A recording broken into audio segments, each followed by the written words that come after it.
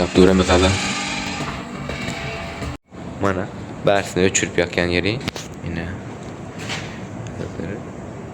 Ne? Bu da öçürüp yakkan. Şu an şunu basanda otlanmalı. Bunu basanda da öçmeli.